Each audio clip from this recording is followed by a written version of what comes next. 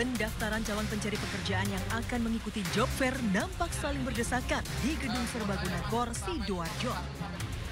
Para pencari pekerjaan sudah mengantre sejak jam 5 meski stand lowongan kerja baru dibuka jam 9 pagi. Tidak hanya warga Sidoarjo, ribuan pencari kerja juga berasal dari daerah lain di Jawa Timur.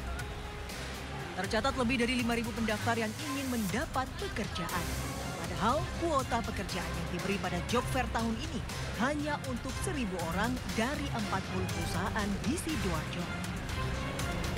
Saya ingin melamar pekerjaan. Mungkin staff administrasi ataupun akuntansi. Pernah nyoba melamar di BUMN. Saya juga pernah ikut.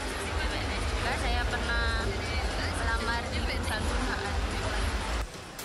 Akibat jumlah pencari kerja dengan kuota pekerjaan yang disediakan tidak seimbang, banyak dari pencari kerja yang harus pulang karena pendaftaran ditutup.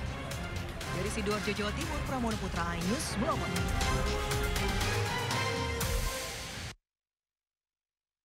Siang pemirsa, Sido Siang kembali hadir menemani aktivitas Anda. Bersama saya Samuel Purba, berikut berita pilihan pada siang hari.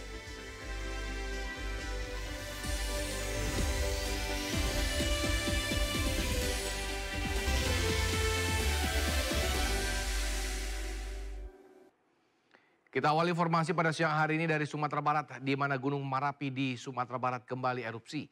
Letusan kali ini disertai suara dentuman yang sangat keras terdengar sampai ke pos pengamat Gunung Api Marapi di Bukit Tinggi atau berjarak sekitar 15 hingga 20 km.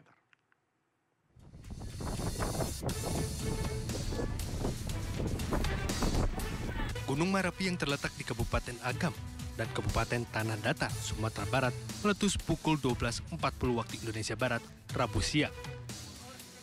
Erupsi pertama dalam bulan Agustus ini disertai suara dentuman keras membuat warga berhamburan keluar rumah. Kerasnya dentuman pun terdengar oleh warga di kota Bukit Tinggi hingga radius 15-20 km dari pusat erupsi di Kawah Fairbank di puncak Gunung Marapi. Seismograf di pos pengamatan Gunung Api PGA Marapi di belakang Balok Bukit Tinggi mencatat erupsi terekam dengan amplitudo maksimum 30 mm dengan lama atau durasi gempa letusan lebih kurang 48 detik. Erupsi di Gunung Marapi tanggal 21 Agustus 2024 pada pukul 12.40. Namun tinggi kolom abu tidak teramati karena yang kami amati itu sampai di pos pengamatan terdengar suara dentuman yang sangat keras. Gunung Marapi yang berketinggian 2.891 meter di atas permukaan laut saat ini berstatus waspada atau berada pada level 2 di atas aktif normal. Masyarakat, pengunjung, dan wisatawan dilarang beraktivitas dalam radius 3 km dari kawah di puncak gunung. Dari Bukit Tinggi dan Agam, Sumatera Barat, Wahyu Sikumbang, iNews melaporkan. Kita ke informasi lainnya, 8 fraksi di Badan Legislasi Balik DPR RI menyetujui pembahasan revisi Undang-Undang Pilkada untuk dibawa ke sidang paripurna. PDI Perjuangan menjadi satu-satunya fraksi yang menentang hasil pembahasan revisi Undang-Undang Pilkada tersebut.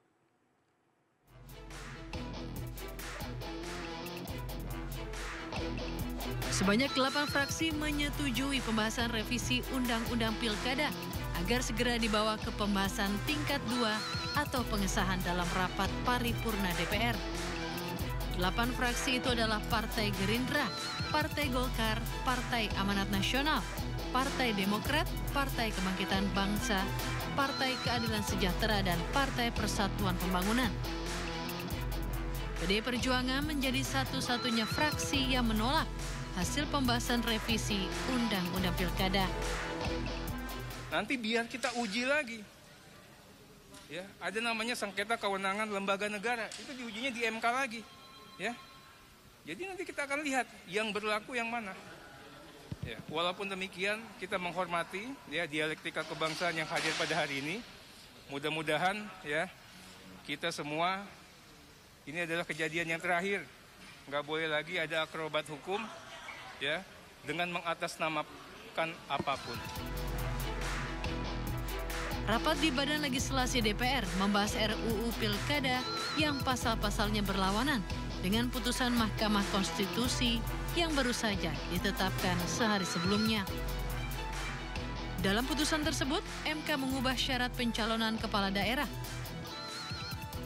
Kemudian parpol yang tak memiliki kursi DPRD bisa mengusung paslon di pilkada serta penurunan syarat jumlah kursi partai di Dewan buat mencalonkan kepala daerah sesuai jumlah penduduknya.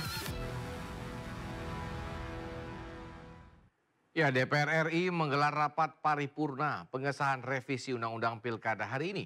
Sidang sempat ditunda lantaran kuota forum anggota DPR yang hadir belum terpenuhi.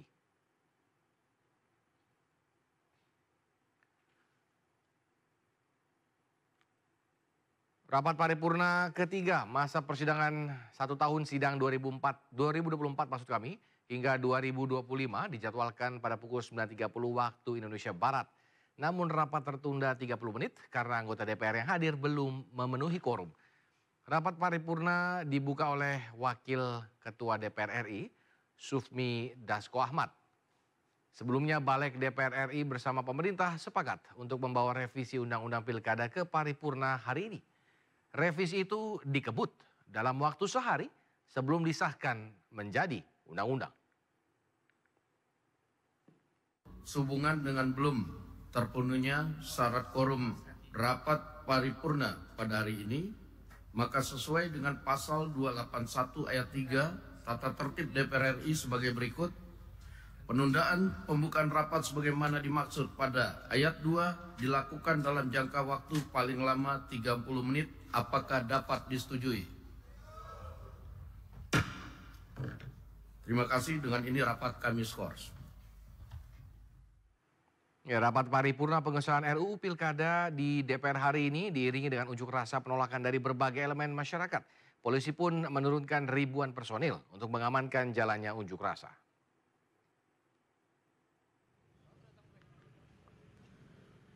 Guna mengamankan jalannya unjuk rasa penolakan pengesahan RUU Pilkada, polisi mengerahkan 3.200 personil. Mereka akan ditempatkan di sejumlah lokasi yang menjadi titik unjuk rasa, yakni Kompleks DPR, Gedung Mahkamah Konstitusi, Gedung KPU, dan kawasan Patung Kuda. Untuk itu, polisi menyiapkan rekayasa lalu lintas di sekitar lokasi. Polisi juga memastikan pengamanan unjuk rasa dilakukan secara humanis dan tanpa menggunakan peluru tajam.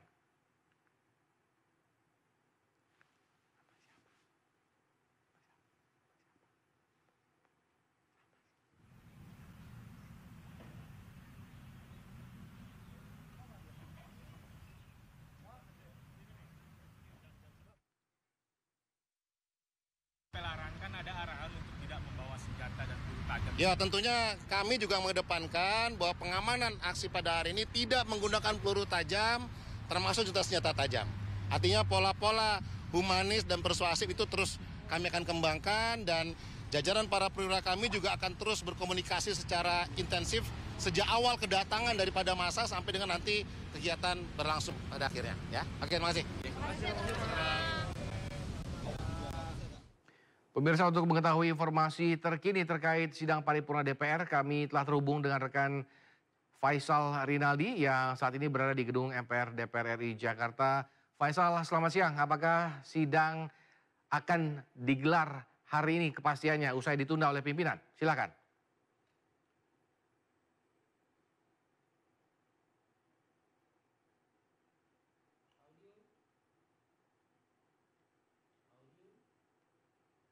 Lanjutkan hari ini atau tidak. Di mana tadi Sufmi Dasko selaku pimpinan sidang yang merupakan wakil ketua DPR RI belum bisa memastikan jadwal nantinya sidang paripurna ini akan dilanjutkan. Apakah akan dilanjutkan hari ini atau nanti akan dijadwalkan di lain hari. Namun yang pasti Samuel dan juga pemirsa, pada pagi ini sidang atau rapat paripurna batal digelar. Di mana tadi dijadwalkan memang digelar sekitar pukul 9:30 waktu Indonesia Barat. Namun tadi pertama diskors terlebih dahulu kurang lebih selama 30 menit karena memang anggota yang hadir ke rapat paripurna di ruang sidang. Tadi kami memantau ini belum seluruhnya hadir.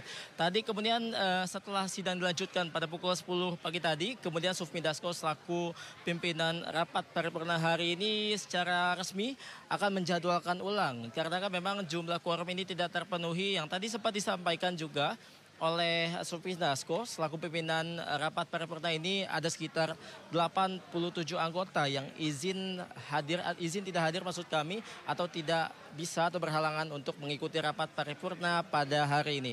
Pantauan kami Samuel tadi memang di dalam ruangan rapat paripurna tidak begitu banyak anggota daripada parlemen atau DPR RI ini yang hadir ke ruangan rapat paripurna tadi. Namun nampaknya dari keseluruhan fraksi ini kami melihat seluruh fraksi memang sudah datang perwakilan, di mana tadi kami melihat ada fraksi dari Partai Gerindra, kemudian juga Nasdem, kemudian ada dari PKS, bahkan ada juga dari PDIP. Tadi kami melihat ada Putra Nababan dan juga Masinton yang memang terlihat di dalam sidang atau ruangan rapat paripurna pada pagi tadi. Nah kemudian sambil dan juga pemirsa dapat kami informasikan pula bahwa memang yang menjadi pimpinan rapat paripurna tadi adalah Sufmi Dasko yang merupakan wakil ketua DPR RI, fraksi dari Gerindra. Kemudian juga ada Rahmat Gobel yang juga merupakan wakil ketua DPR RI dari fraksi Nasdem, dan juga ada Ludwig yang merupakan wakil ketua DPR juga yakni dari fraksi Golkar. Namun nampaknya tadi ketika sidang atau rapat ini ditutup oleh Sufmi Dasko belum dijelaskan lagi kapan akan dijadwalkan kembali rapat paripurna terkait pengesahan RUU Pilkada ini. Nah kemudian sampai dan juga pemirsa dapat kami informasikan pula bahwa memang sidang paripurna ini dalam pembahasannya terkait RUU Pilkada adalah tindak lanjut dari rapat Balek atau Badan Legislasi DPR RI kemarin yang menyetujui adanya revisi Undang-Undang Pilkada. Nah ini yang tentu dinilai oleh sejumlah pihak menjadi kontroversi, Samuel, dikarenakan memang Balek ini menggelar rapat secara tiba-tiba dan juga secara kilat untuk merubah undang-undang pilkada. Di antaranya yang memang sebelumnya pada 2 hari kemarin atau lusa kemarin, di mana Mahkamah Konstitusi membuat putusan nomor 60 yang menurunkan ambang batas usia daripada calon kepala daerah yang sebelumnya dikatakan 30 tahun saat pendaftaran atau saat penetapan di KPU, namun ini diubah oleh Balik DPR RI di dalam rapat kemarin menjadi minimal usia 30 tahun saat pelantikan. Nah ini yang tentunya menjadi kontroversi yang dinilai oleh sejumlah masyarakat. Selain itu pula ada ambang batas threshold yang memang dikatakan pada putusan MK nomor 60 maksud kami sekitar 6,5% sampai dengan 10% ambang batasnya. Namun ini diubah di RUU Pilkada ini bahas oleh Balek ini, di mana dikatakan 6,5% sampai dengan 10% ini hanya untuk partai yang memang tidak mempunyai kursi di DPRD, yang tentunya ini dinilai oleh sejumlah pihak atau masyarakat menjadi kontroversi yang memang di area luar DPR RI saat ini memang sedang terjadi aksi unjuk rasa oleh sejumlah elemen masyarakat yang mempertanyakan langkah yang dilakukan oleh DPR RI ini apakah menguntungkan rakyat atau masyarakat atau tidak. Nah ini yang tentunya tidak disetujui oleh rakyat, yang menuai kecaman pula oleh masyarakat. Mengapa putusan Mahkamah Konstitusi maksud kami atau putusan MK yang dinyatakan sudah final ini kenapa harus diubah? Nah ini yang tentunya menjadi pertanyaan oleh sejumlah pihak. Kita nantikan Samuel memang dalam rapat paripurna nanti apakah memang betul RUU Pilkada ini akan disahkan ataupun sebaliknya. Apakah DPR RI akan mendengarkan suara rakyat atau tidak? Kita nantikan sama-sama Samuel dalam rapat paripurna nanti. Demikian. Faisal saya ingin bertanya, berarti pertama adalah sidang itu belum pasti apakah akan dilanjutkan hari ini atau di lain hari. Lalu yang kedua, masa di luar belum mengetahui update terbaru soal ini, Faisal.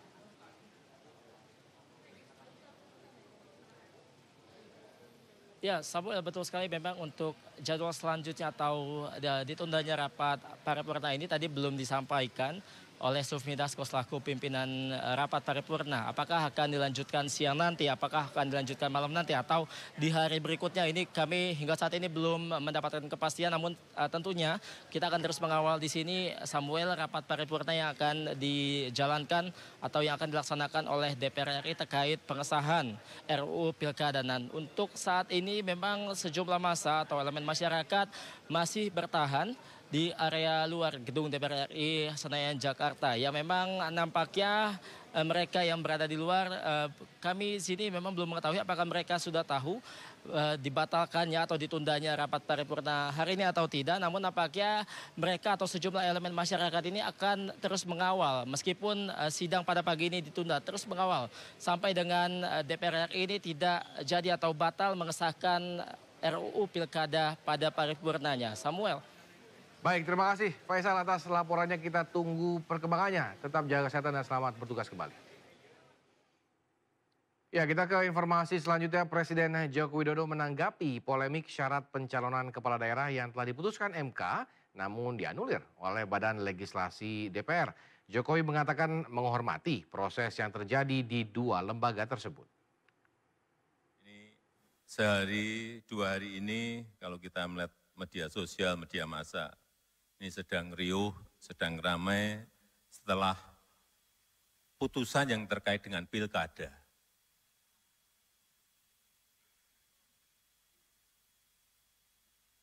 Setelah saya lihat di media sosial, ini salah satu yang ramai tetap soal si tukang kayu.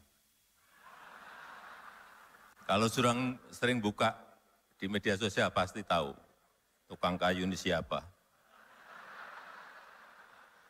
Padahal kita tahu semuanya, yang membuat keputusan itu adalah MK. Itu adalah wilayah yudikatif. Dan yang saat ini juga sedang dirapatkan di DPR itu adalah wilayah legislatif.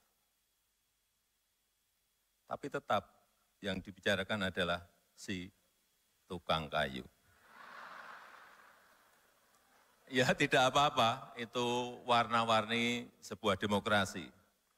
Tapi yang ingin saya sampaikan bahwa sebagai lembaga eksekutif, saya ini berada di lembaga eksekutif, sebagai presiden, saya sangat menghormati yang namanya lembaga yudikatif, yang namanya lembaga legislatif. Jadi kami sangat menghormati kewenangan dan keputusan dari masing-masing lembaga negara yang kita miliki itu. Mari kita menghormati keputusan, beri kepercayaan bagi pihak-pihak yang memiliki kewenangan untuk melaksanakan proses secara konstitusional.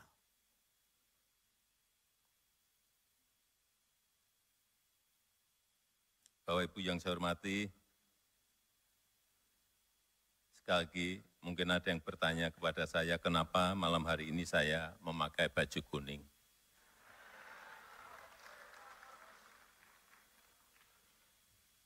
Kenapa? Ada yang bisa jawab, saya beri sepeda.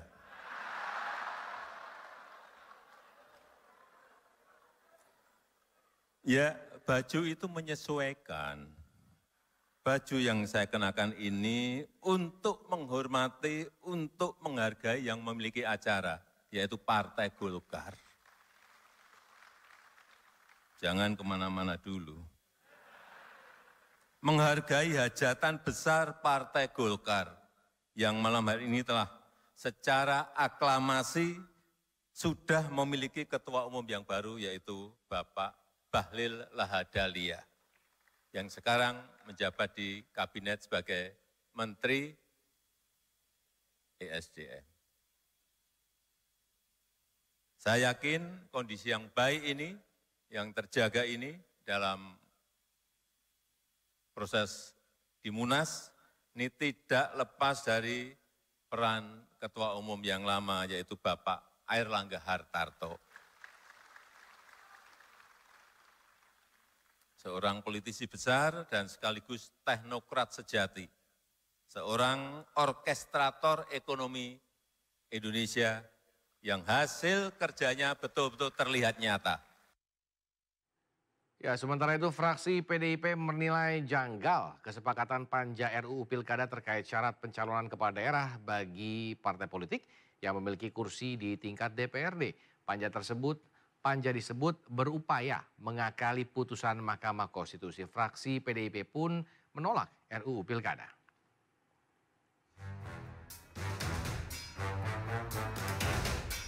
Badan Legislasi Balik DPR bersama pemerintah dengan kilat membahas revisi Undang-Undang Pilkada.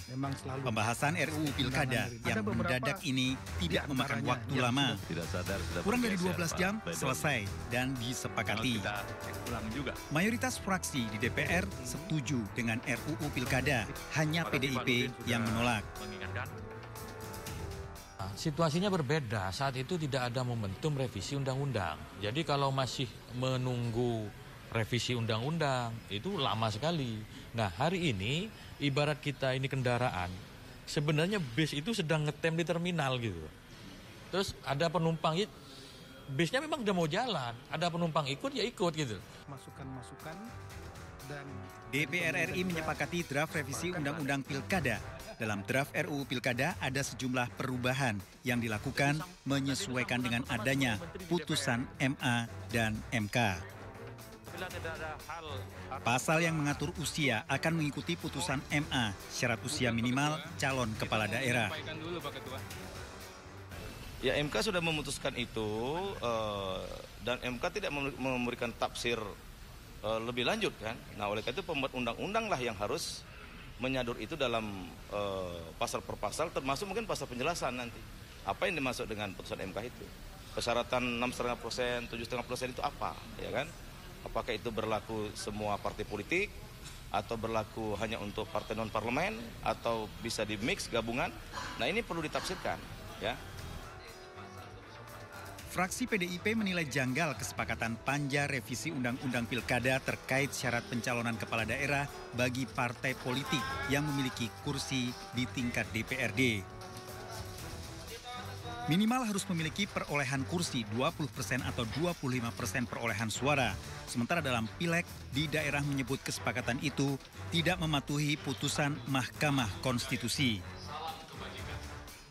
Menurut fraksi PDIP, pimpinan rapat langsung mengambil keputusan tanpa meminta pandangan fraksi.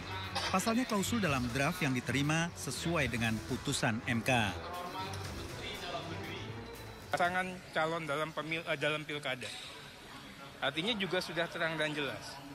Berdasarkan ketentuan undang-undang pembentukan peraturan perundang-undangan. Rapat kita hari ini, revisi undang-undang ini kan kumulatif terbuka. Artinya kewajiban hukum DPR bersama pemerintah untuk mengakomodir putusan MK tersebut dengan tanpa tafsir yang lain. Tafsirnya cuma tunggal. Ya, artinya apa? Bicara pasal 7, bicarakan pasal 7. Jangan pasal 7 ya dicari-cari tafsir ke ke PKPU yang derajat peraturan perundang-undangan jauh lebih rendah. Ini kan saya nggak ngerti ini kok bisa sampai begitu, ya. Yang kedua, kita bicara threshold. Threshold sudah terang benderang diatur dalam putusannya. Artinya pasal 40 tersebut tinggal dia masukin aja. Nggak perlu lagi dibedakan 40 ayat 1 untuk parpol yang punya seat. 40 ayat 2 untuk yang tidak punya seat. Ya, 43 untuk perorangan. Kan logika berpikirnya nggak masuk. Bayangkan parpol yang sudah punya kursi, derajat kualifikasinya kan lebih tinggi, ya, dibuat persyaratan yang lebih sulit daripada parpol yang nggak punya seat. Panja RUU Pilkada tetap mengatur syarat bagi parpol yang memiliki kursi di DPRD untuk bisa mengusung paslon di Pilkada harus memperoleh akumulasi perolehan suara sah dalam pemilihan umum anggota DPRD di daerah yang bersangkutan. Begitu. Nah, bagaimana sikap fraksi PD Perjuangan? Kami akan meneruskan perjuangan untuk tetap kita mendorong agar demokrasi di Indonesia tetap berjalan. sesuai dengan aturan yang kesepakatan yang sudah kita sepakati, yaitu kita akan taat ajas kepada keputusan Mahkamah Konstitusi. Dari Jakarta, Anissa Septiarani dan Ilham Zarkasih melaporkan. Ya, PDI Perjuangan terancam tidak bisa mengusung calon di Pilgub Jakarta usai adanya kesepakatan Panja Balek DPR terkait putusan Mahkamah Konstitusi. Dalam kesepakatan Panja Balek salah satunya disebut partai yang memiliki kursi tetap harus memenuhi ambang batas 20% di DPRD untuk dapat mengusung calonnya sendiri.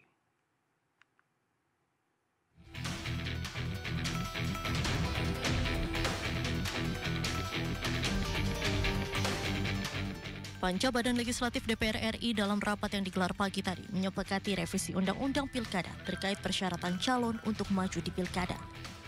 Namun ada yang berbeda dari putusan nomor 60 yang diketuk Mahkamah Konstitusi Selasa kemarin. Dari beberapa poin yang diketuk MK, tidak seluruhnya diterapkan, melainkan dikompilasi dengan aturan yang sebelumnya ada. Salah satunya pasal 40 ayat 1, terkait syarat batas kursi yang sebelumnya diubah oleh putusan MK kini dikembalikan lagi oleh Balek. Dalam pasal ini disebutkan, partai yang memiliki kursi tetap harus memenuhi ambang batas 20% di DPRD.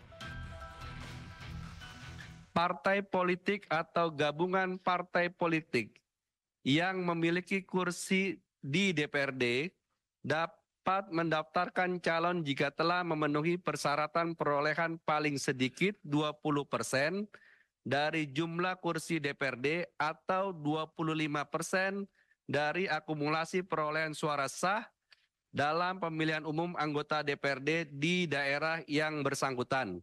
Dan dibubarkan. Ini mutandis ya sampai 179 ya. Setuju? Menanggapi hal ini, fraksi PDIP menilai janggal kesepakatan Panja revisi Undang-Undang Pilkada terkait syarat pencalonan kepala daerah bagi partai politik yang memiliki kursi di tingkat DPRD. Pimpinan rapat juga langsung mengambil kesepakatan tanpa meminta pandangan fraksi. Tadi dipaparkan itu tidak diberi kesempatan kepada setiap fraksi untuk menyampaikan pendapatnya. Langsung diketok. Nah, setelah itu tutup, ya sudah kita masuk sekarang kepada tahap berikutnya. Tim SIN. Ya sudah istirahat. Lalu kami minta untuk di print. Ya, setelah di print itu ternyata justru bertentangan dengan keputusan Mahkamah Konstitusi. PDI Perjuangan yang awalnya mendapat angin segar usai putusan MK kemarin kini terancam tidak bisa mengusung calon di Pilgub Jakarta. Sebab jumlah kursi PDIP di Jakarta hanya 15, sementara batas minimalnya 22 kursi. Di sisi lain tidak ada partai lagi yang bisa diajak berkoalisi, lantaran sudah bergabung dengan Koalisi Indonesia Maju untuk mendukung mantan Gubernur Jawa Barat Ridwan Kamil. Dengan demikian Anies Baswedan yang digadang-gadang akan diusung PDIP juga terancam tidak mempunyai peluang. Dari Jakarta, Tim Liputan iNews melaporkan. Ya, kesepakatan Panja Balek DPR RI soal revisi Undang-Undang Pilkada memicu reaksi di masyarakat. Media sosial diramaikan dengan postingan bertuliskan peringatan darurat dan tagar kawal putusan MK, yakni sebuah gerakan untuk sama-sama mengawal putusan Mahkamah Konstitusi terkait Pilkada. Gambar Garuda berlatar belakang biru dengan tulisan peringatan darurat sedang viral di media sosial. Gambar-gambar ini diposting pengguna sosial media, termasuk para tokoh masyarakat. Gambar ini ramai diposting usai keluarnya kesepakatan Panja Balek DPR yang diduga menganulir putusan Mahkamah Konstitusi yang baru-baru ini diketok. Gerakan peringatan darurat ini merujuk pada ajakan untuk sama-sama mengawal jalannya pemilihan kepala daerah 2024. Tagar kawal putusan MK juga menjadi trending topik di media sosial. Sebanyak 80.000 postingan mengenai ajakan untuk mengawal Pilkada 2024 meramaikan jagat media sosial. Netizen menggelorakan tagar tersebut sambil mengkritisi langkah DPR yang saat ini dikuasai sejumlah partai koalisi pemerintah menggelar rapat balik untuk merevisi UU Pilkada yang diduga bertujuan membatalkan putusan MK. Menanggapi DPR yang diduga tidak menjalankan putusan MK ini, rencananya hari ini Aliansi Buruh akan menggelar unjuk rasa di gedung DPR. Dari Jakarta, Tim Liputan melaporkan. Pemirsa, tidak hanya warganet yang menuangkan kegelisahannya menanggapi kesepakatan panja balik DPR RI. Gubernur DKI Jakarta 2017-2022 Anies Baswedan mengunggah pemikirannya di media sosial. Kegelisahan Anies dituangkan pada akun X pada Rabu siang. Anies menyebut demokrasi Indonesia kembali berada di persimpangan krusial yang nasibnya ditentukan oleh Dewan Perwakilan Rakyat dan juga para ketua partai. Dalam pernyataannya, Anies berharap agar konstitusi dan demokrasi Indonesia dapat dikembalikan sesuai dengan cita-cita reformasi.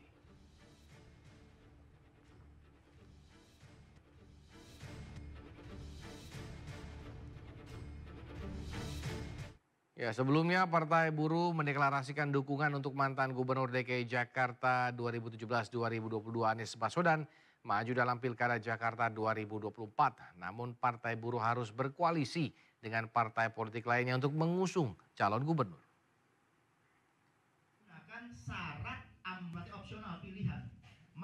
Partai Buruh mendukung Anies Baswedan sebagai calon gubernur Jakarta setelah mendengar aspirasi dari akar rumput dan simpatisan Partai Buruh. Partai Buruh telah menjalin kedekatan sejak Anies Baswedan menjabat sebagai gubernur Jakarta. Berarti demikian, sebagai partai non-parlemen, Partai Buruh tidak bisa mengusung Anies Baswedan sendiri pada Pilkada Jakarta. Partai Buruh harus berkoalisi dengan partai politik lainnya untuk dapat mengusung calon gubernur dan wakil gubernur Jakarta.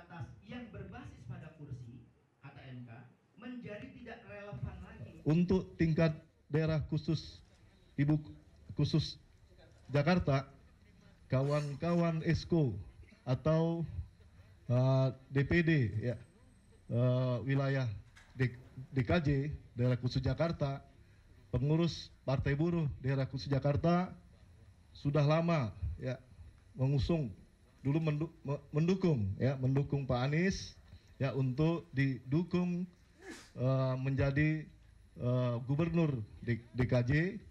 Dan hari ini momen yang tepat ya kita bisa mengusung, tentu kami tambah semangat ya, Partai Buruh tambah semangat untuk mendukung Pak Anies karena Pak Anies adalah pilihan buruh.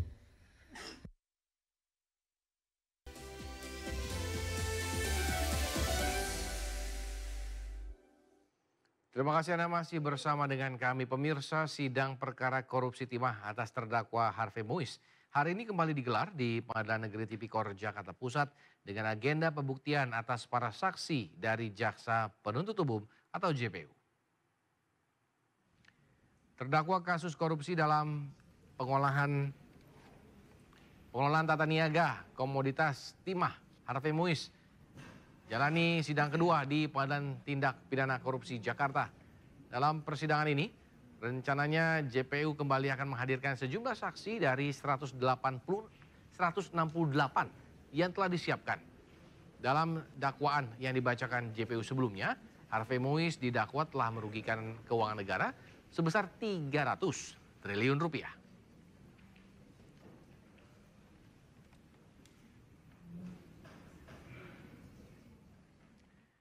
Dan untuk mengetahui informasi terkini terkait sidang perkara timah atas terdakwa Harvey Muiz, kami sudah terhubung dengan Elsia Casey di lokasi. Selamat siang Elsia, apa saja agenda sidang terkait Harvey Muiz kali ini? Silakan. Ya, Samuel dan juga pemirsa, Pengadilan Negeri Tipikor Jakarta Pusat kembali menggelar sidang lanjutan untuk kasus tindak pidana pencucian uang dan juga korupsi yang terjadi di pertambangan PT Timah. Adapun sidang hari ini menghadirkan salah satu terdakwa dari 23 tersangka, yaitu Harvey Muiz yang merupakan suami dari salah satu selebriti tanah air, yaitu Sandra Dewi.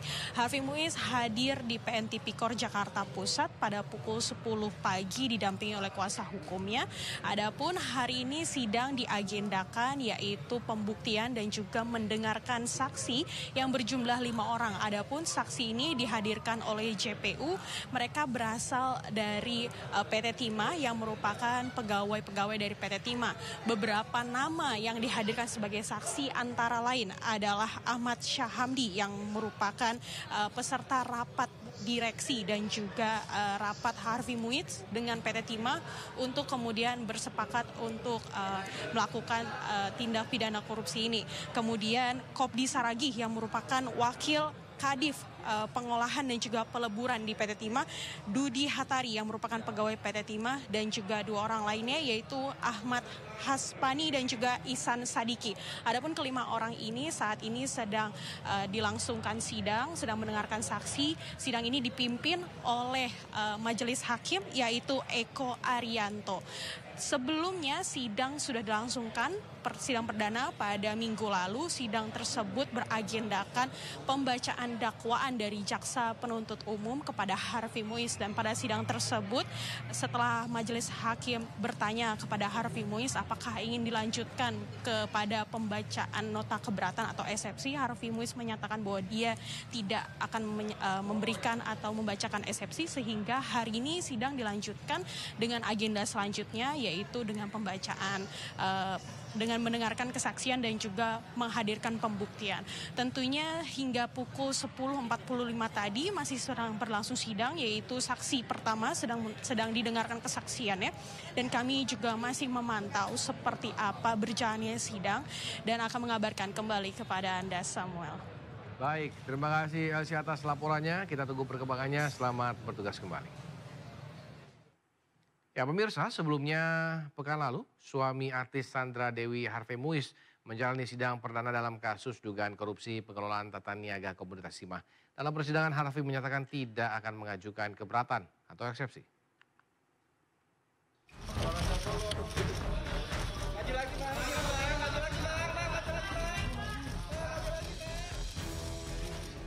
Sidang perdana Harvey Muiz digelar di ruang sidang utama Pengadilan Tindak Pidana Korupsi, Jakarta Pusat.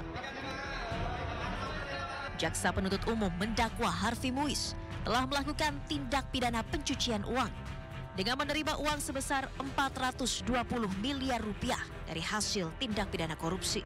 Memperkaya terdakwa Harvey Muiz dan Helena setidak-tidaknya 420 miliar rupiah yang merugikan keuangan negara sebesar. Atas dakwaan tersebut, Harvey menyatakan tidak mengajukan keberatan atau eksepsi. Sidang dilanjutkan dengan agenda pembuktian dari JPU.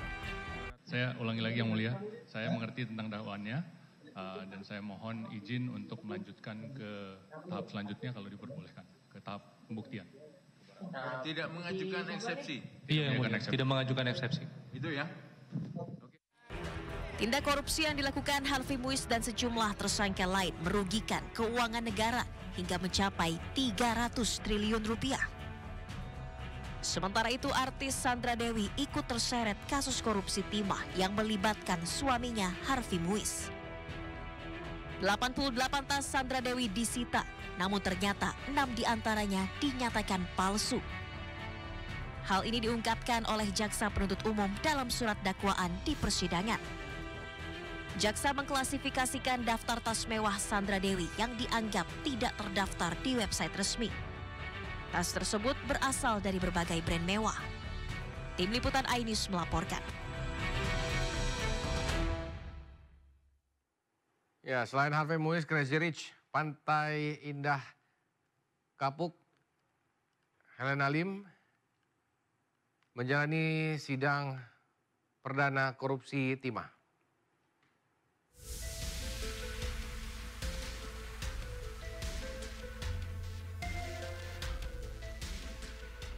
Crazy Rich Helena Lim menghadiri sidang perdana di Pengadilan Tipikor Jakarta dengan mengenakan pakaian serba hitam.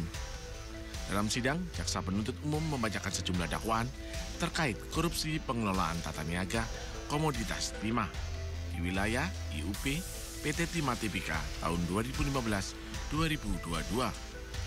Jaksa penuntut umum mengungkap selaku manajer PT Quantum Skyline, Helena Lim membeli sejumlah aset menggunakan uang hasil korupsi. Di antaranya membeli tanah di kawasan Pantai Indah Kapuk dan Pluit, membeli rumah dan ruko di 2 wilayah yang sama, serta membeli 3 mobil mewah. Helena juga didakwa memberikan fasilitas melalui tempatnya bekerja untuk suami artis Sandra Dewi, Harvey Muiz.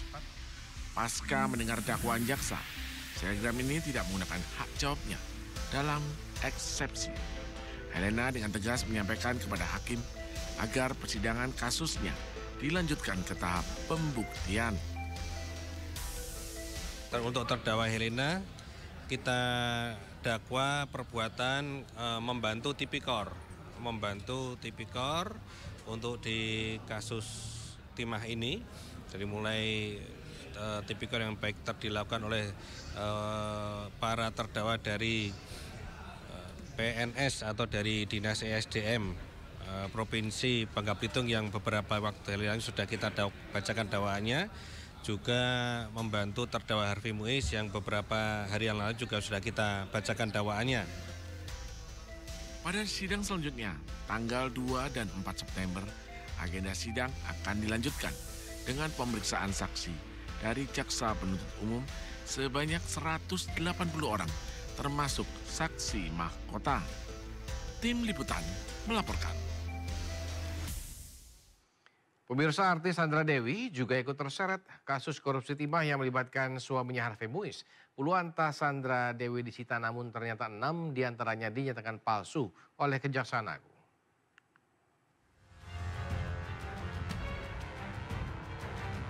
Setelah Harvey Muiz terbukti melakukan tindak pidana pencucian uang atau TPPU senilai 420 miliar rupiah, diketahui sang istri Sandra Dewi menerima aliran dana korupsi untuk membelikan sejumlah tas-tas mewah yang disita penyidik.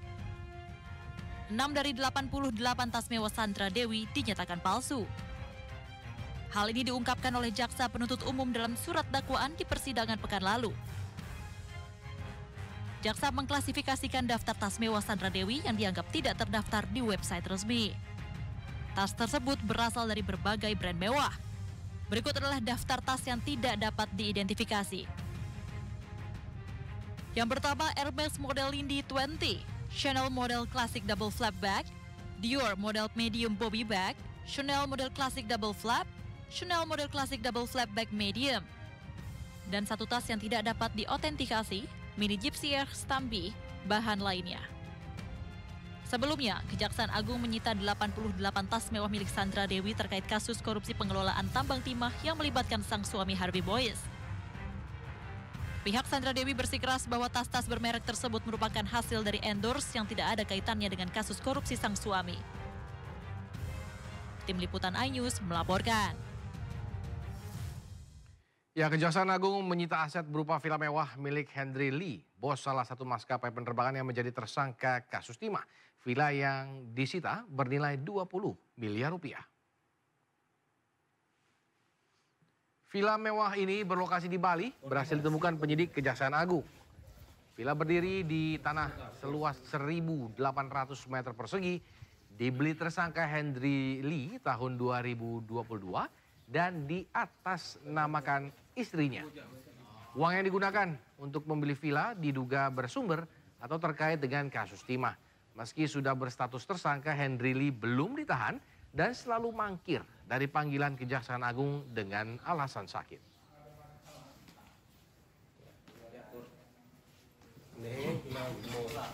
Koordinasi. Ya, kita ke informasi selanjutnya. Pemirsa, petugas PSDKP Kementerian Kelautan dan Perikanan menangkap kapal asing asal Vietnam di perairan Natuna, Kepulauan Riau. Ribuan kilogram ikan hasil curian disita dalam penangkapan ini.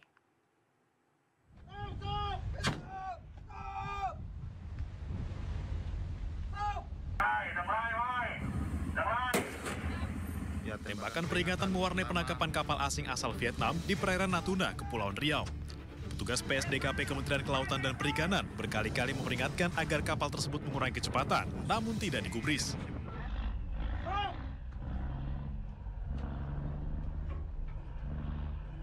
Setelah berhasil mendekat, petugas langsung menangkap 9 anak buah kapal yang seluruhnya warga negara Vietnam.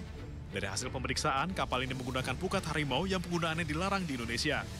4 4 ton ikan berbagai jenis pun disita. Modusnya mencurikan. Jadi mereka hit and run, ngambil di peran kita malam, mungkin paginya sudah masuk peran mereka, dipindahkan ikan ke kapal angkutnya mereka. Kapal angkut mereka nggak pernah masuk ke kita pasti kita hit. Guna penyidikan, kapal beserta anak buahnya ditarik ke dermaga PSDKP Batam di Jembatan 2 Barelang. Dari Natuna, Kepulauan Riau, Gusti Yonosa, iNews melaporkan.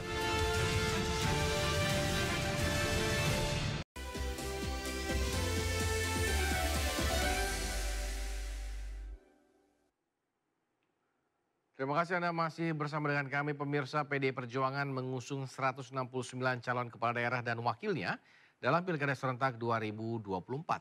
Dalam mengusung bakal calon kepala daerah ini, PDIP menegaskan tetap mengikuti putusan Mahkamah Konstitusi. Pengumuman nama-nama bakal calon kepala daerah gelombang kedua ini disampaikan Ketua Umum PDIP Megawati Soekarno Putri Kamis 22 Agustus. Dalam mengusung calonnya, PDIP menegaskan tetap mengikuti putusan MK yang menurunkan aturan ambang batas pencalonan kepala daerah untuk partai politik. Dalam putusannya, MK menyatakan seluruh partai politik peserta pemilu, baik yang mendapatkan kursi di DPRD ataupun tidak, bisa mendaftarkan dan mengusung pasangan calon kepala daerah. Pada gelombang 1 yang diumumkan pekan lalu, PDIP mengumumkan 305 bakal calon kepala daerah yang akan diusung di Pilkada nanti.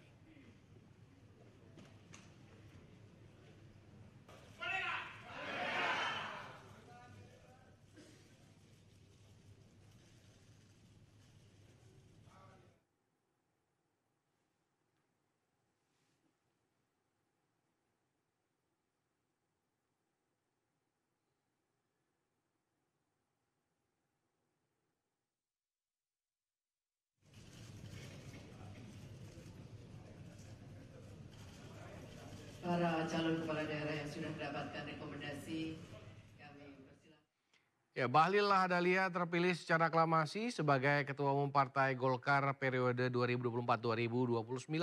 Bahlil yang juga menjabat sebagai Menteri SDM memastikan keterpilihannya sebagai Ketua Partai Golkar tidak ada kaitannya dengan isu menjadikan Presiden Jokowi sebagai Ketua Dewan Pembina Partai Golkar.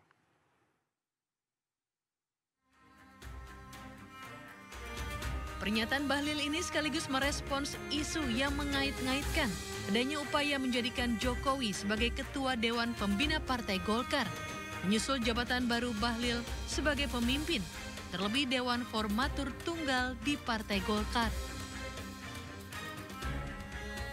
Bahlil meminta agar tidak ada pikiran-pikiran negatif. Meski begitu, ia menegaskan tidak boleh melarang berasumsi perihal Jokowi menjadi Ketua Dewan Pembina Partai Golkar. Menurutnya bisa saja asumsi yang kemudian menjadi pembicaraan orang banyak tersebut justru menjadi doa yang terkabulkan. Bila terjadi demikian, Bahlil meminta agar tidak ada yang menyalahkan dirinya. Kita ini berpikir harus positif.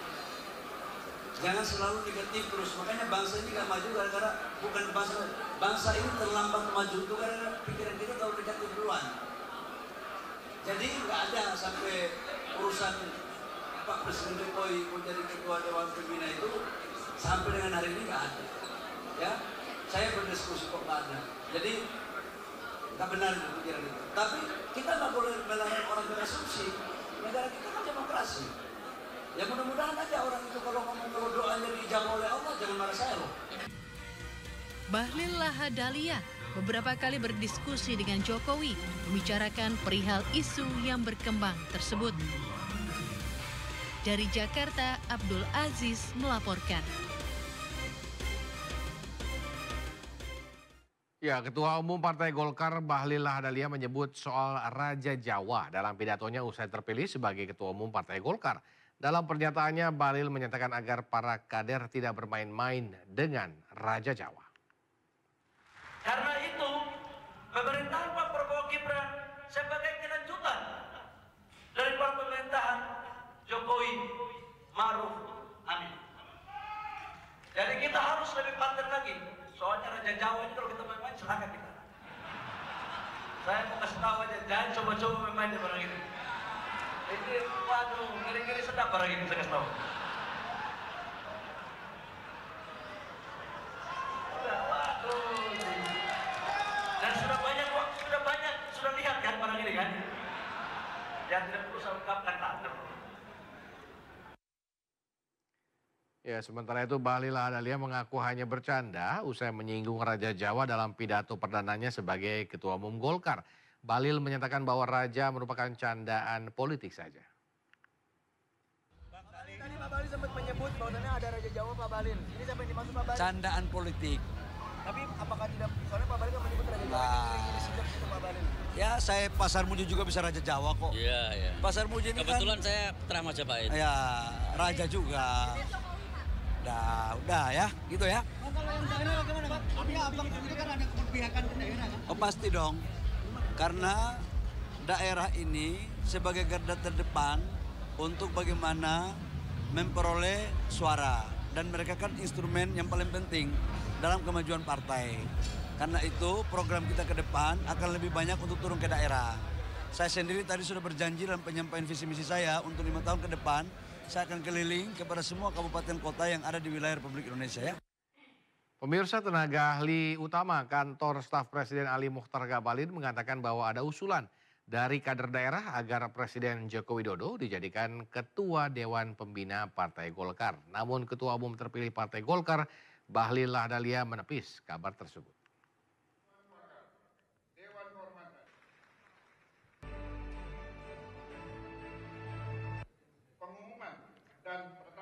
Menurut Ngabalin, usulan tersebut berkembang dalam Munas ke-11 Partai Golkar yang digelar sejak hari pertama Selasa kemarin. Namun kabar tersebut ditepis Ketua Umum terpilih Partai Golkar Bahlil Lahadalia.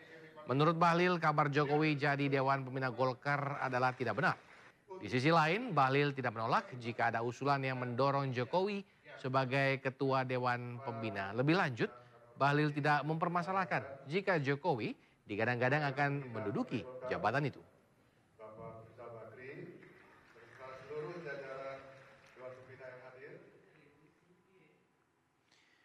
Pemirsa, bakal calon Gubernur NTB Siti Rohmi Jalilah resmi menerima surat rekomendasi dukungan dari Partai Perindo untuk maju pada Pilgub NTB 2024. Surat rekomendasi juga diberikan kepada pasangan bakal calon gubernur dan wakil gubernur Maluku. Pasangan calon gubernur dan wakil gubernur NTB, Siti Rohmi Jalilah dan Musyafirin resmi diusung Partai Perindo dalam Pilkada serentak 2024 mendatang. Surat rekomendasi langsung diserahkan Ketua Umum Partai Perindo, Angela Tanusudibyo. Siti Rohmi Jalilah yang juga merupakan kader Partai Perindo berkomitmen mewujudkan sumber daya manusia NTB yang berdaya saing di berbagai bidang. Harapannya tentunya dengan janji-janji yang sudah disampaikan kepada publik untuk ditepati, ya kan? Dan saya sangat berharap Indonesia maju, karena Indonesia maju ini berawal dari kemajuan semua wilayah di Indonesia. Alhamdulillah lega, dan memang alhamdulillah semua partai pendukung sudah lengkap kami rekomendasinya untuk daftar di KPU. Untuk NTB itu maju dan berdaya saing. Jadinya kita ingin agar secara ekonomi maju dan SDM-nya berdaya saing. Partai Perindo juga menyerahkan surat rekomendasi dukungan untuk bakal calon gubernur Maluku, Hendrik Lehwerisa. Partai Perindo melihat kami berdua sebagai calon gubernur dan wakil gubernur yang memang dipandang pantas dan layak untuk ditaruh harapan perjuangan untuk kemajuan daerah Maluku.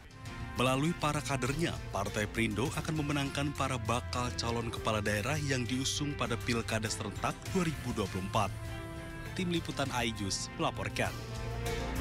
Kita ke informasi selanjutnya. Kementerian Keuangan menyatakan pemerintahan Prabowo Gibran harus memitigasi guncangan perekonomian global. Menteri Keuangan Sri Mulyani menilai postur APBN yang dinamis mampu meredam tantangan tersebut. Menteri Keuangan Sri Mulyani Indrawati menyatakan pemerintahan Prabowo Gibran harus memitigasi guncangan perekonomian global. Postur APBN yang dinamis sangat dibutuhkan dalam menghadapi tantangan tersebut. Sri Mulyani mencontohkan saat pandemi COVID-19 melanda negeri, peran APBN menjadi sangat krusial melalui bantuan perlindungan sosial, meski hal tersebut mengakibatkan defisit APBN semakin membengkak. Namun di masa penerimaan negara tinggi, postur APBN harus tetap dijaga dengan memastikan defisit dapat kembali ke level yang sehat. Hal ini yang mengakibatkan kebijakan konsolidasi fiskal akan sangat dibutuhkan oleh pemerintahan ke depan. Melakukan. Makanya konsolidasi fiskal kalau kita lihat di sebelah kanan atas, dari tadinya pada saat situasi sangat buruk COVID, kita terpaksa menggunakan semua cadangan dengan kemudian running defisit sampai di atas 6%. Begitu terjadi boom komoditas dan ekonomi pulih, kita harus segera memulihkan APBN. Karena kita tahu pasti akan muncul lagi suatu shock yang akan terjadi dan mengguncang ekonomi. Selain itu, Menkyu menekankan pentingnya koordinasi fiskal, moneter, dan sektor keuangan dalam menghadapi tantangan global yang meningkat. Pemerintah pun memastikan pengelolaan APBN ke depan tetap akan kredibel.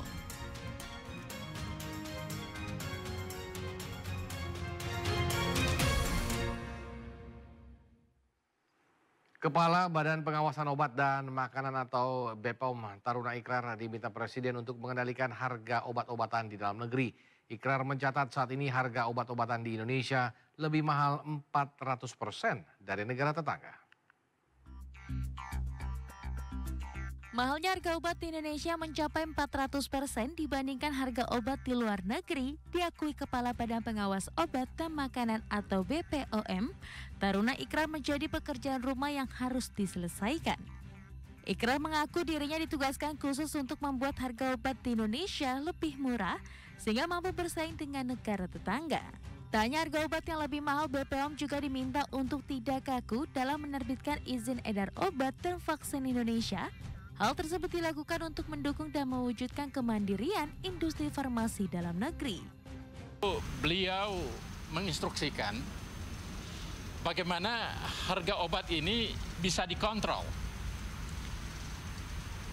Setidaknya bisa mirip-mirip dengan harga generik atau mirip-mirip dengan harga obat di negara tetangga, misalnya di Malaysia, ataupun di Filipina atau di Singapura. Ikrar memastikan pihaknya akan berkolaborasi dengan kementerian dan lembaga terkait untuk menjalankan tugas khusus yang diberikan Presiden Joko Widodo.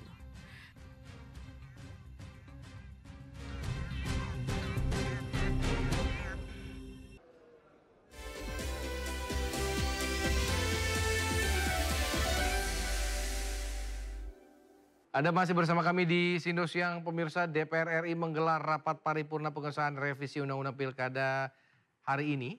Sidang sempat ditunda lantaran kuota forum anggota DPR yang hadir belum terpenuhi. Rapat paripurna ketiga masa persidangan tahun sidang 2024-2025 dijadwalkan pada pukul 9.30 waktu Indonesia Barat. Namun rapat ditunda 30 menit karena anggota DPR yang hadir belum memenuhi quorum. Rapat paripurna dibuka oleh Wakil Ketua DPR RI, Sufmi Dasko Ahmad. Sebelumnya, Balik DPR bersama pemerintah sepakat untuk membawa revisi Undang-Undang Pilkada ke paripurna hari ini. Revisi ini dikebut dalam waktu sehari sebelum disahkan menjadi undang-undang. Sehubungan dengan belum terpenuhnya syarat quorum rapat paripurna pada hari ini, maka sesuai dengan pasal 281 ayat 3 Tata Tertib DPR RI sebagai berikut. Penundaan pembukaan rapat sebagaimana dimaksud pada ayat 2 dilakukan dalam jangka waktu paling lama 30 menit. Apakah dapat disetujui? Terima kasih, dengan ini rapat kami skors. Ya, hari ini berbagai elemen masyarakat turun ke jalan di beberapa kota besar di Indonesia menentang rencana pengesahan RUU Pilkada oleh DPR. Salah satunya di Yogyakarta. Ada rekan kami, Anissa Rizkia, di depan gedung DPRD Yogyakarta. Selamat siang, Anissa. Bagaimana situasi unjuk rasa di sana? Silakan.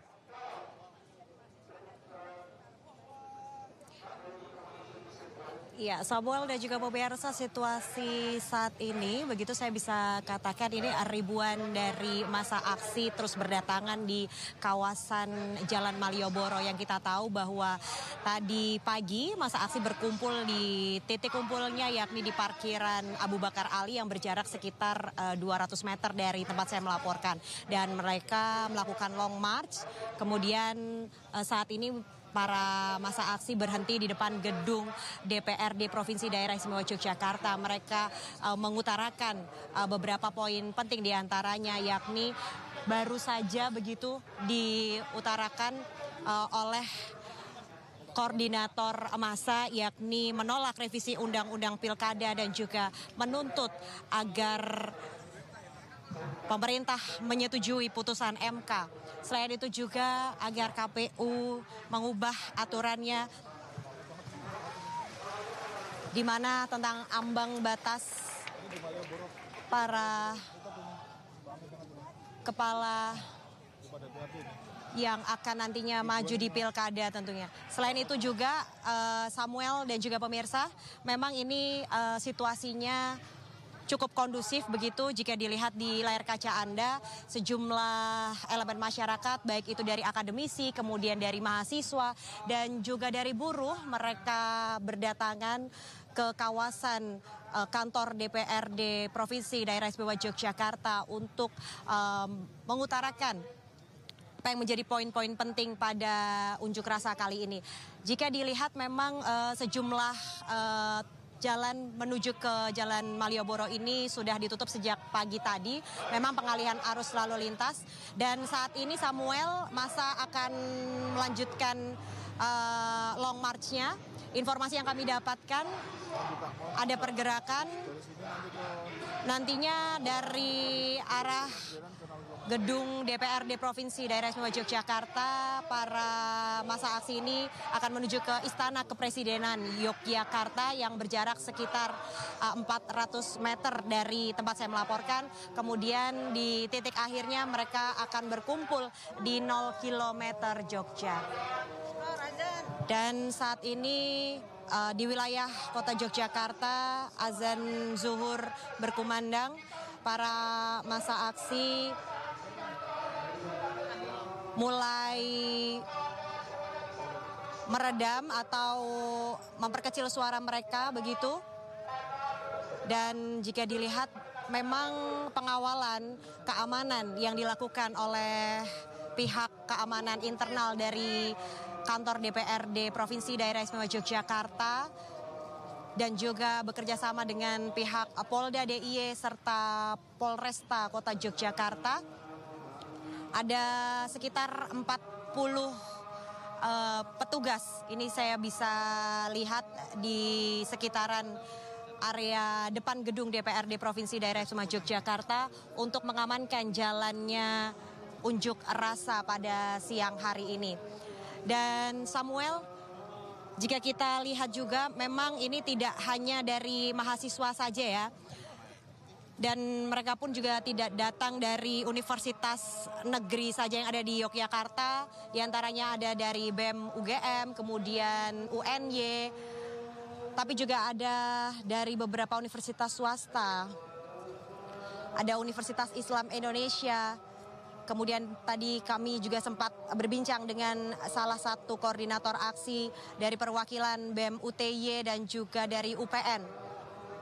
Selain itu dari beberapa buruh yang berjualan di Malioboro, tepatnya di teras Malioboro pun mereka juga ikut bergabung begitu menyuarakan dan ikut turun ke lapangan bersama-sama dengan para demonstran lainnya. Tidak hanya mahasiswa begitu, ada ibu-ibu perkumpulan dari penjual yang ada di teras Malioboro nampak di layar kaca. Selain itu juga Samuel, ada pun beberapa poin yang tadi saya sempat melihat mereka menggunakan atribut di mana menolak revisi Undang-Undang Pilkada dan juga meminta agar DPR serta Presiden menghormati putusan MK dan menuntut untuk menyetujui putusan MK, meminta agar KPU segera mengubah aturannya.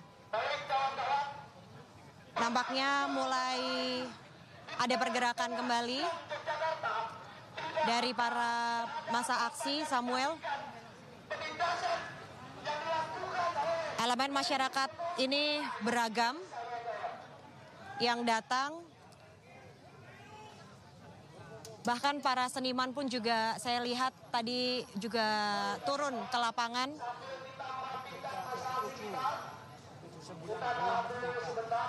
Selain itu, untuk informasi bagi Anda yang berada atau ingin menuju ke kawasan Jalan Mataram, kemudian Jalan Malioboro, memang adanya penutupan nantinya dari Jalan Mataram ini akan dialihkan begitu arus lalu lintas menuju ke arah Keleringan atau Kota Baru. Kemudian untuk yang di sekitaran sirip-sirip Jalan Malioboro akan diarahkan menuju ke Jalan Ahmad Dahlan, sehingga memang dari pagi tadi pukul 8 hingga waktu yang belum kami bisa dapat pastikan begitu, sepanjang Jalan Malioboro ini akan dipenuhi oleh massa aksi, pemirsa.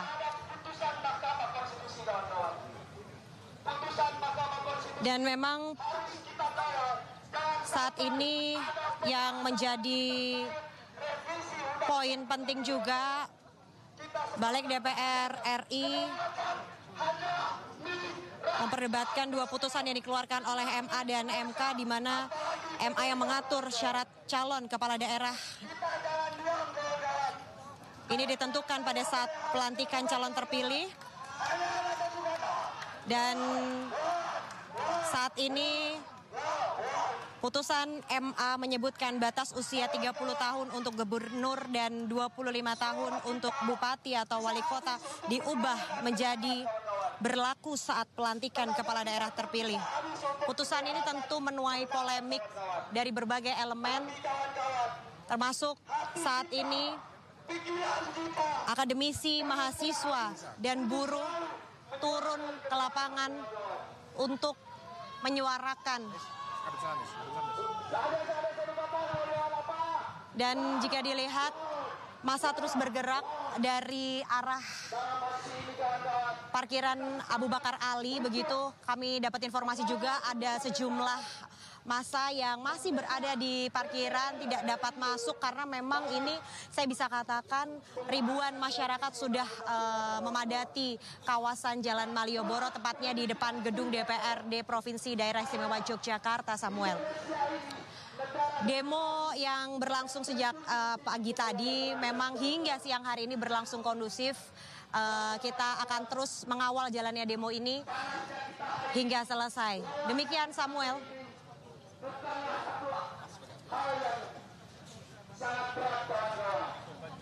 Selamat bertugas kembali.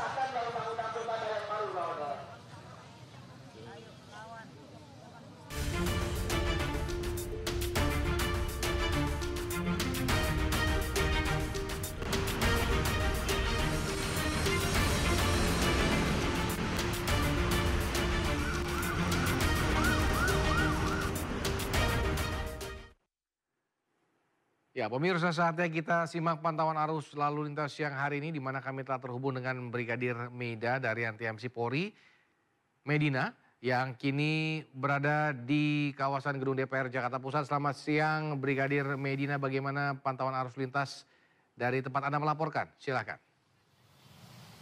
Baik, terima kasih rekan Samuel dan juga selamat siang pemirsa menemani aktivitas siang hari Anda. Kami akan mengajak pemirsa untuk mengetahui bersama bagaimana kondisi arus lintas langsung dari kawasan DPR RI. Dan saat ini saya berada di kawasan DPR akan menginformasikan kondisi arus lalu lintas berkaitan dengan kegiatan penyampaian pendapat oleh para buruh dan juga mahasiswa terkait penolakan revisi Undang-Undang Pilkada di kawasan DPR dan juga Patung Kuda. Dan pemirsa, perlu kami informasikan bahwa rekayasa arus lalu lintas diberlakukan untuk mengantisipasi kepadatan di sekitar lokasi, yakni di kawasan gedung DPR Arus lalu lintas dari arah traffic light lapangan Tembak menuju Jalan Gatot Subroto diputar balik ke kolong Sekat 2 atau dialihkan ke tanjakan Layang Ladok di arah Semanggi. Kemudian dari arah tol dalam kota yang akan menuju keluar di off-ramp Pulau 2 diluruskan ke arah tol Tomang. Dan dari arah Jalan Palmerah Timur menuju ke arah Gelora atau pintu belakang gedung DPR MPR RI diluruskan ke Jalan Tentara Pelajar atau Jalan Permata Hijau. Kemudian arus lalu lintas dari Jalan Gerbang Pemuda menuju Jalan Gelora atau pintu belakang gedung DPR MPR dibelokkan ke kiri ke arah Jalan Asia Afrika. Kemudian di Jalan Asia Afrika menuju traffic light lapangan Tembak dibelokkan ke kanan ke Jalan Pintu 1 Senayan atau diputar balikan di traffic light Asia Afrika. Lalu lintas dari arah Semanggi yang menuju ke arah Selipi dialihkan ke kiri di Sekat 2 atau Ladogi ke Jalan Gerbang Pemuda. Kemudian arus lalu lintas dari arah Selipi yang menuju ke arah Gerbang Pemuda diluruskan ke arah Semanggi Plaza Mandiri. Selain di kawasan DPR RI, rekayasa arus lalu lintas juga diberlakukan di kawasan Patung Kuda, yakni dari arah Bundaran HI menuju Jalan Merdeka Barat, dialihkan ke Jalan Budi Kemuliaan atau Jalan Merdeka Selatan. Kemudian dari arah Tugu Tani menuju Jalan Merdeka Utara, dialihkan ke Jalan Perwira, namun di kawasan tersebut bersifat situasional. Kemudian dari arah Jalan Hayam Buruk menuju ke arah Jalan Majapahit atau Jalan Merdeka Utara, dialihkan ke Jalan Juanda atau ke Jalan Suryo Pranoto. Kemudian arus lalu lintas dari arah Jalan Abdul Muiz menuju Jalan Gajah Mada dialihkan ke arah Jalan Tanah Abang 1. Dapat pemirsa, perlu kami informasikan bahwa pengamanan kegiatan penyampaian pendapat ini, kami dari pihak kepolisian mengarahkan 3.286 personil dan pengamanan digelar di beberapa titik, yakni di kawasan depan DPR, Gedung Mahkamah Konstitusi atau MK, Patung Pemuda dan juga di kawasan KPU RI. Dapat pemirsa, kami menghimbau kepada Anda para pengendara agar tetap bersabar dalam menunggu antrian kendaraan Anda, tetap berhati-hati dan tetap mematuhi arahan dan juga petunjuk dari petugas kami yang berada di lapangan untuk kelancaran arus lalu lintas. Dapat pemirsa, bagi Anda yang ingin mengupdate informasi selengkapnya seputaran arus lalu lintas, Anda dapat menghubungi call center kami di 1506669 ataupun melalui SMS kami di 9119. Demikian yang dapat kami informasikan langsung dari kawasan DPR RI Jakarta Pusat. Selamat siang dan salam presisi. Silakan kembali ke studio. Baik, terima kasih Brigadir Medina atas laporannya dari kawasan gedung DPR Jakarta. Selamat bertugas kembali dan salam presisi.